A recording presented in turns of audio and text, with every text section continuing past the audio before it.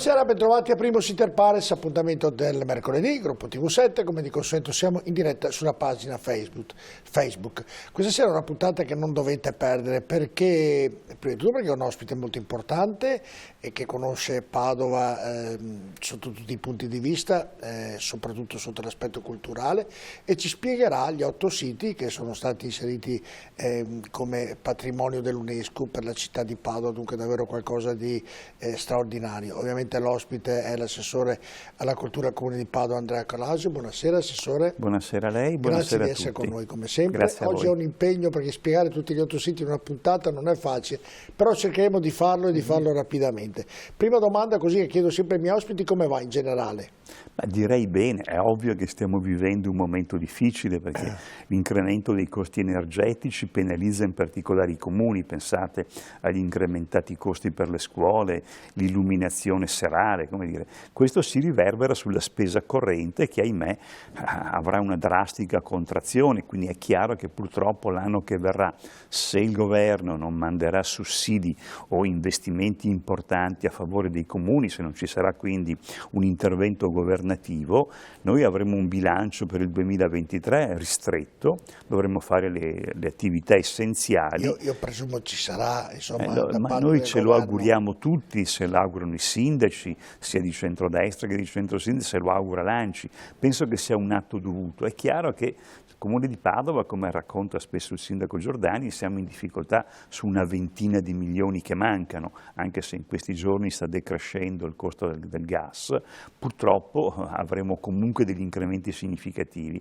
Questo purtroppo fa sì che quest'anno rischia di essere un anno tipo Covid, cioè con una operatività limitata, ma almeno al tempo del Covid avevamo più risorse. Oggi la criticità non è sanitaria, è una criticità finanziaria, quindi l'auspicio è che il governo capisca che i comuni sono l'argine rispetto alla crisi sociale. La vita riserva sempre problemi. Sì, ma i comuni in particolare, noi siamo in trincea, cioè perché il governo c'è, è importante ma è lontano. Gli amministratori locali sono i presidi dello Stato, noi siamo quelli con cui i cittadini interfacciano, dall'anagrafe alla cultura, allo sviluppo urbanistico del territorio, allo sviluppo economico, quindi noi siamo considerati quelli il cui impegno è fondamentale. Se non abbiamo le risorse, lei capisce, siamo in grande difficoltà. Va bene, cominciamo perché abbiamo tante cose da far vedere. Sono a sua disposizione. Allora, nel 2018 in Aula Magna all'Università di Padova c'è stato il lancio della candidatura di questi 8 siti per inserirli nell'UNESCO. Era presente anche lei con i rappresentanti dell'UNESCO. Andiamo a vedere un attimo questo filmato che racconta poi gli 8 siti che sono stati candidati per diventare ovviamente patrimonio dell'UNESCO. 8 siti, ma un'unica grande visione artistica. La città di Padova si candida nella World Heritage List, lista del patrimonio mondiale UNESCO, con una rete di monumenti che interessa l'intero centro storico cittadino, custode di preziosi cicli pittorici del Trecento carrarese. 8 luoghi di profonda bellezza, ma anche di avanguardia artistica, che a partire dalla lezione di Giotto alla Cappella degli Scrovegni si è irradiata in tutta la città durante un secolo di particolare splendore per il capoluogo. È la Urbs Picta, la città dipinta, un esempio unico di compenetrazione fra esigenze dei committenti e raffinatezza pittorica. Nulla nasce dal caso. Nel XIV secolo Padova è un libero comune governato dalla famiglia dei Carraresi, una città ricca e dinamica in cui vige la competizione commerciale ma anche l'erudizione, grazie alla sua influente università. In questo contesto favorevole l'arte è libera di fiorire ed è Giotto, che giunge a Padova nel 302 come maestro di grande fama, a dare vita alla prima e più grande opera del sistema, la Cappella degli Scrovegni, un capolavoro di stile ed organicità che raccoglie sotto la volta di una cappella privata le storie della vita di Cristo e della Vergine, come mai era stato fatto prima, con una sperimentazione figurativa senza pari, che passa dalla narrazione sulle pareti al grande giudizio universale, punto di riferimento per gli artisti successivi. È sempre Giotto, qualche anno più tardi, ad affrescare gli interni di Palazzo della Ragione, il più vasto salone pensile d'Europa. Un grave incendio del 1420 danneggiò gran parte dell'opera del maestro, ma una fascia di decorazioni a tema astrologico è ancora oggi ammirabile. stile. La lezione del maestro ebbe una grande ricaduta in primis su Guariento di Arpo, artista originario di Piove di Sacco, chiamato ad affrescare l'abside della chiesa degli Eremitani, dove ancora oggi, nonostante i bombardamenti della Seconda Guerra Mondiale, si può apprezzare la raffinatezza del suo intervento. Guariento venne tanto apprezzato da ricevere l'incarico di decorare la cappella della Reggia Carrarese.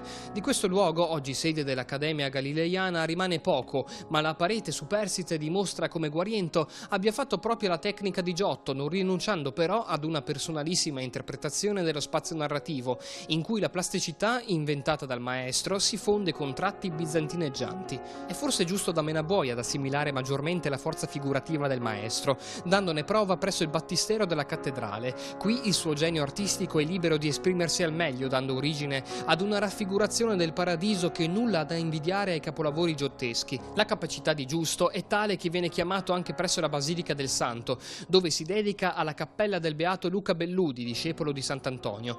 Qui rappresenta con raffinatezza e precisione anche una veduta della Padova medievale, un gesto artistico diventato oggi pure un documento storico. Non finisce qui. La basilica custodisce infatti l'opera di altri due illustri pittori dell'epoca, Altichiero da Zevio e Jacopo Avanzi, i quali collaborarono alla decorazione della cappella San Giacomo, incredibile opera a quattro mani che mescola stili e soluzioni personali in un tutt'uno armonico. E proprio Altichiero a concludere lo straordinario 300 patavino con la decorazione dell'oratorio di San Giorgio a lato della basilica, dando origine ad un'opera che dialoga per forza espressiva e soluzioni spaziali con la cappella degli Scrovegni e fornisce un modello per l'allievo Jacopo da Verona, che nei medesimi anni affresca l'oratorio di San Michele, piccolo luogo di culto non distante dalla Specola, da poco restituito al suo delicato splendore. Un ecosistema artistico racchiuso interamente nel centro storico, generato in un unico secolo, il 300 carrarese, che per i valori figurativi, storici e culturali può ambire al riconoscimento di patrimonio mondiale UNESCO per diventare davvero preziosa eredità di tutti i popoli. Questo filmato Cosaggio l'abbiamo dato quel giorno in Aula Magna, ancora quando si sperava, anche se eravamo tutti fiduciosi, che questi 8 siti diventassero patrimonio dell'UNESCO. E poi dopo 3 anni, praticamente nel 2021, c'è stata la proclamazione. Andiamo a vedere anche questo passaggio e poi inizieremo a raccontare i siti. 8B.20 adopted.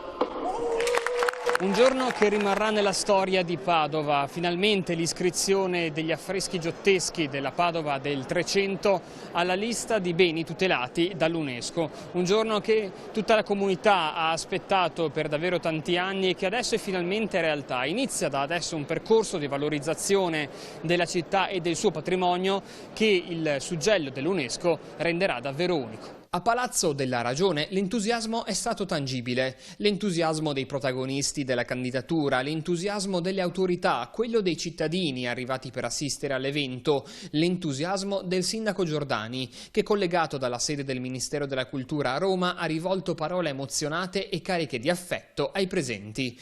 Un nuovo giorno comincia per Padova e il lavoro è appena iniziato.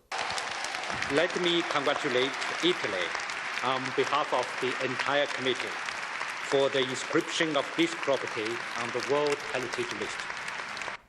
Uno spettacolo. Nel rivedere credo che ci sia sempre un po' di emozione anche. Beh, è un bel ricordo.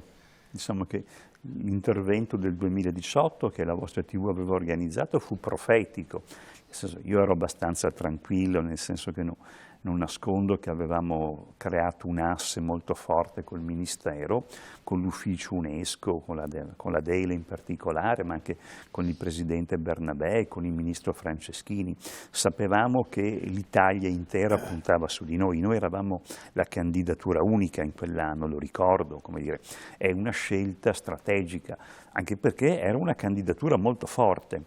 Era una candidatura che è stata meditata, progettata, riscritta per anni e anni, nel senso che sin dal lontano 1996 la cappella era iscritta nella tentative list, ma io dico la verità, fui io ancora nel 2012 a chiamare un tecnico UNESCO, Giorgio Andrian, assieme a Banzato, perché ero convinto che la sola candidatura della Cappella non era sufficiente. A dire il vero, già 2 anni prima un consigliere comunale, Pisani, aveva fatto approvare dal Consiglio Comunale un'importante mozione che giustamente sottolineava anche lui la necessità di mettere in rete i siti. Lui non inseriva il Palazzo della Ragione. Già prima io, l'anno precedente, addirittura nel 2009, realizzai un documento che si chiamava La Padova Carrarese. Mi fa piacere che voi nel servizio avete sottolineato la stretta connessione tra la Urbs Picta e la Padova Carrarese, se no non si spiegherebbe la Urbs Picta senza la signoria carrarese. Io in quel lontano documento del 2009 ero appena stato nominato assessore dopo l'esperienza parlamentare e dopo la centralità che avevo portato del castello rispetto alla città, che non era una mia fissa in realtà. Io ero consapevole che il castello carrarese, il suo restauro, in questi giorni stiamo procedendo speditamente con il restauro, era proprio il castello il gigante ferito. Io scrissi in quegli anni e feci molti discorsi alla Camera dove raccontavo il castello carrarese proprio come un gigante ferito. Certo. Questo gigante ferito era il simbolo di qualcosa che avevamo perduto. Noi adesso stiamo vedendo le immagini della reggia carrarese e giustamente la regia le manda, perché la reggia venne realizzata finita nel 1354. Però io la tolgo, perché maleducatamente, perché io le faccio poi le lascio la parola, io non la interrompo, perché ho preparato la scaletta, andiamo punto per punto ad analizzare tutti Pensavo i siti. Di dover No, era per nella parte iniziale era per ricordare quel passaggio da quando è stata il lancio alla candidatura dei siti di Padova, quando poi sono stati proclamati. Adesso invece andiamo ad analizzarli, io le lascio la parola, io chiamo il sito e lei ha tutto il tempo che vorrà per spiegare il sito. E il primo non poteva non essere la Cappella degli Scrovegni. Allora chiedo alla regia, partiamo da questo e l'assessore Colascio, eccolo qui, ce la racconta. Guardate, quello che si vede oggi è un frammento. La interrompo solo per i tempi televisivi. Sì, la Cappella faceva parte di un gigantesco complesso. Enrico Scrovegni compra il terreno dell'Arena dalla famiglia D'Alesmanini nel 1301, ma guardate, non è un terreno casuale. In quel terreno da decenni avvenivano delle sacre rappresentazioni teatrali, si trovava lì il vescovo, il podestà, tutta la comunità padovana. Lui compra quel terreno perché lì c'è un rito collettivo e oggi noi vediamo solo la cappella perché nel 1827 venne abbattuto, ahimè, il Palazzo Scrovegni, diventato Palazzo Foscari Gradenigo. Quindi abbiamo perduto il palazzo che era il più bel palazzo della città. Questo perché? Perché il buon Enrico Scrovegni, uomo ricco ed ambizioso, si candidava ad essere sostanzialmente il signore di Padova. Ecco, la scena che vediamo è una scena topica che noi abbiamo utilizzato nella candidatura di Padova, è il bacio tra Gioacchino ed Anna. Insomma, cos'è la cappella? La cappella è un luogo dove avviene una rivoluzione copernicana, colore, azione, storia, movimento, la prospettiva, non la prospettiva del punto di fuga unico, ma la prospettiva meccanica che Giotto elabora, sviluppa. E poi che cosa? L'umanizzazione del sacro. Ecco, la cosa fondamentale è che qui dentro viene raccontata una storia dove l'immanente, l'umano e il trascendente non sono distaccati come nella teologia bizantina, no? E anche nell'iconografia bizantina. Pensate che Cennino Cennini dice che Giotto rimutò l'arte di greco in latino, cambia il linguaggio, non è più l'iconografia rigida per cui il sacro è completamente lontano dall'umano, ma Giotto fa dialogare il sacro all'umano e questa rivoluzione vera e propria avviene qui a Padova in un biennio. Giotto la realizza la cappella tra il 1303 e il 1305, verrà inaugurata definitivamente il 25 marzo del 1305, che è il giorno appunto dell'Annunciazione.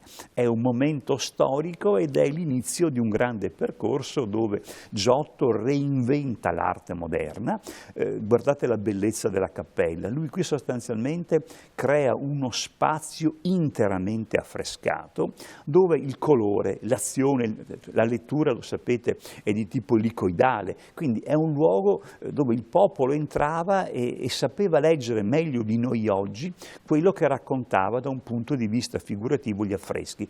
Qui Giotto poi reinventa che cosa? La tecnica romana dell'affresco, ma dentro la cappella non c'è solo Giotto, c'è un altro gigante. Quando entrate in cappella, guardate a sinistra, sull'altare le statue di Giovanni Pisano, che dialoga con Giotto. Il bacio di Giuda è un dialogo serrato con che cosa? Con una scena bellissima di una statua, la Madonna con il bambino, e per la prima volta qui a Padova la Madonna guarda suo figlio negli occhi.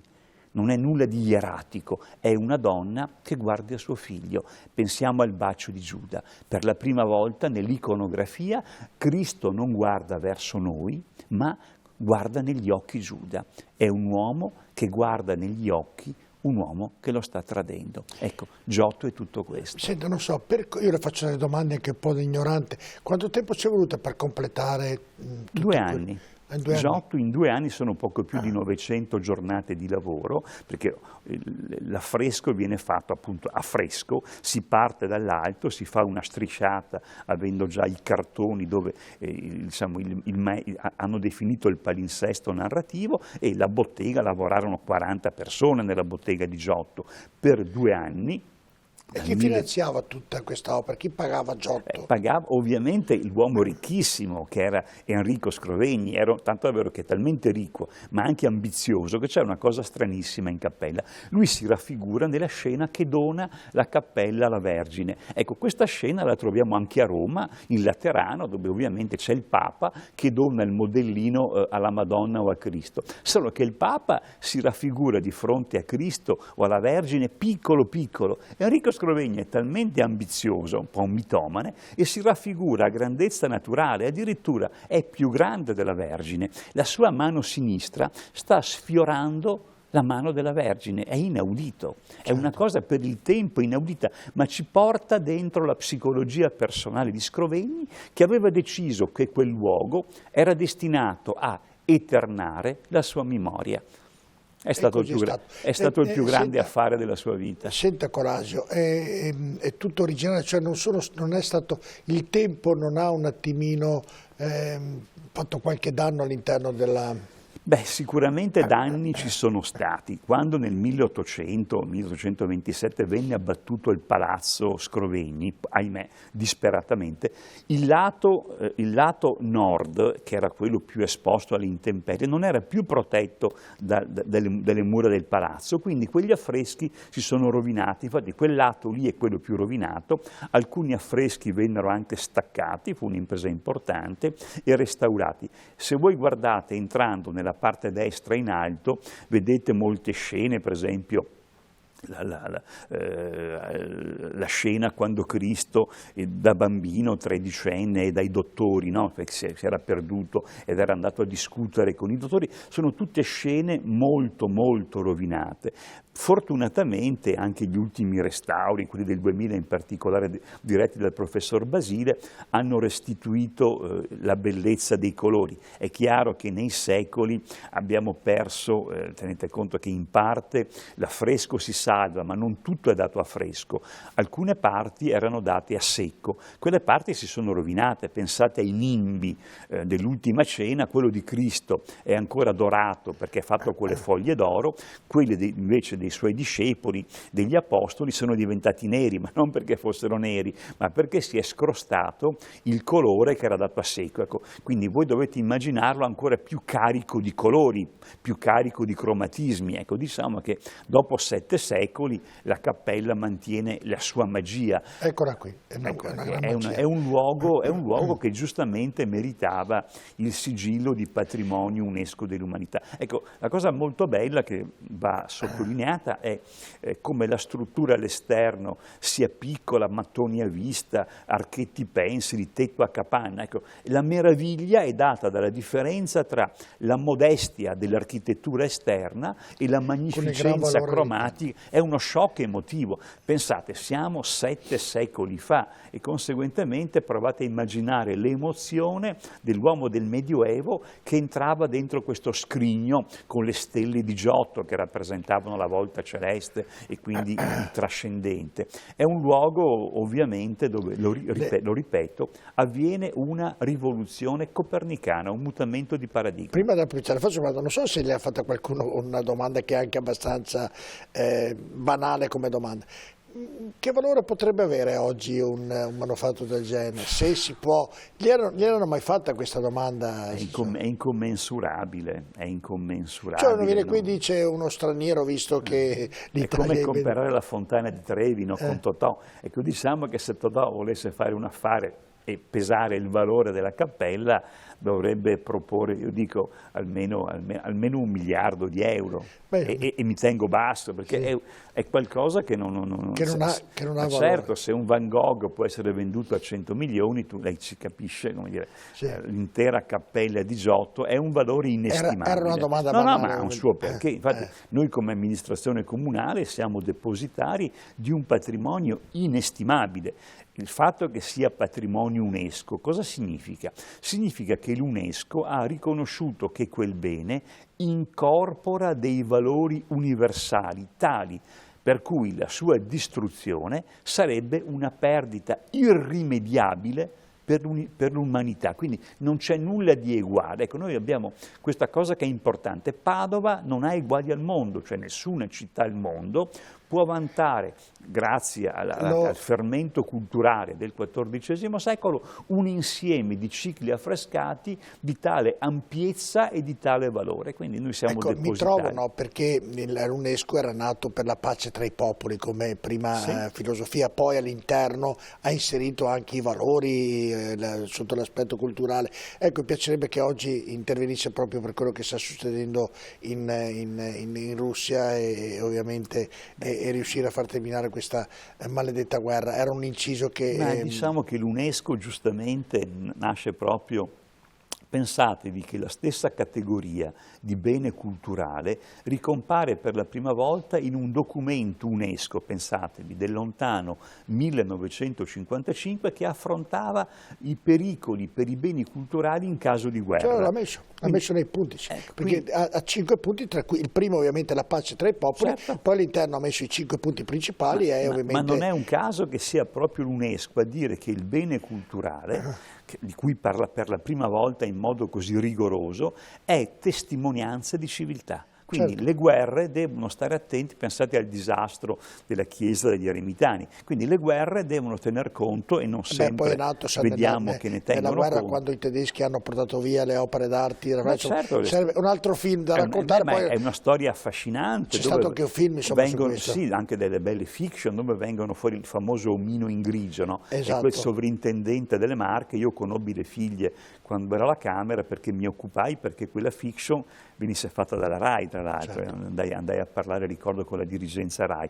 Ecco, quell'omino in grigio è un uomo, sono questi bravissimi sovrintendenti che hanno nascosto il patrimonio impedendo il furto, la profugazione e soprattutto la distruzione, perché ad un certo punto voi sapete che Hitler decide di far esplodere le gallerie dove aveva depositato gran parte del materiale rubato in Europa. Fortuna volle che l'addetto alle mine non le fece saltare, si rifiutò. Ancora oggi in molti musei mondiali ci sono ovviamente delle opere di molti italiani. Insomma, l'Italia è stata, diciamo, saccheggiata, ma siccome siamo nell'anno canoviano mi piace ricordare che Canova, che il grande Canova, dopo il 1815 venne nominato commissario al recupero dei beni che i napoleonici avevano portato via. Questa è una cosa che pochi sanno, perché Canova per noi è il grande scultore. Tra l'altro lui era molto stimato da Napoleone e lavorò per Napoleone, ma lui misso amico di tutti, non ho nemici, perché parlava nella sua lingua che era il veneto. Non ho nemici, e lui comunque dopo il 1815 svolse una delicatissima missione restituendo al territorio italiano molte delle opere trafugate dalle truppe francesi. Andiamo in pubblicità. Lei sa che abbiamo dei tempi, perché io posso stare qui anche 3-4 ore, però no, io non posso. Dunque lei sa Che tempi deve poter rispettare per i suoi ovviamente impegni. Andiamo in pubblicità, ma rimanete con noi, andremo a vedere tutti gli altri siti del patrimonio UNESCO che Padova fortunatamente ha avuto.